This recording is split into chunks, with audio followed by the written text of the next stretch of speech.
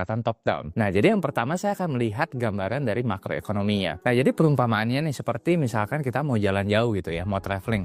Kita kan perlu cek cuaca, kita perlu lihat macet atau enggak, lewat jalan mana, ya kemudian kita mungkin pilih mobil yang mana. Nah, jadi kita kalau memilih saham, itu kita perlu lihat situasi globalnya terlebih dahulu.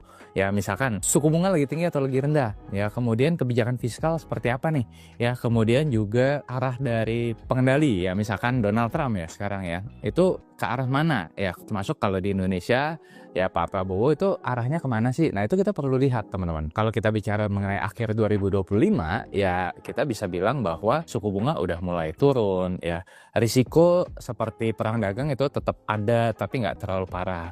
Nah, jadi buat Indonesia artinya apa ya, artinya adalah uang asing ini bisa masuk lagi nih ke kita, yang mudah-mudahan rupiah bisa menguat dan efeknya juga bagus ke pasar saham kita. Nah, tapi kalau misalkan nih kita lihat ke depannya situasi akan memburuk gitu ya, ekonomi akan melemah, ya kita bisa mengurangi porsi di saham dan lebih cenderung untuk wait and see seperti itu. Nah, cuman teman-teman perlu ingat ya bahwa stock market itu adalah leading indicator dari ekonomi. Jadi bukan artinya oh kita tunggu dulu ekonomi bagus ya baru kita beli saham, itu biasanya udah terlambat. Harga saham itu udah naik gila-gilaan. Demikian pula kalau misalkan tunggu ekonomi sampai jelek banget baru kita jual, ya itu biasanya juga terlambat. Ya harga sahamnya udah turun jauh di bawah nilai intrinsiknya. Nah, jadi kita tuh perlu untuk forward looking ya, dan memanfaatkan penurunan harga saham itu untuk beli di harga bawah kalau kita yakin ya ekonomi ke depannya akan membaik. Nah, beberapa indikator yang saya biasa perhatikan misalkan ya seperti GDP growth, kemudian juga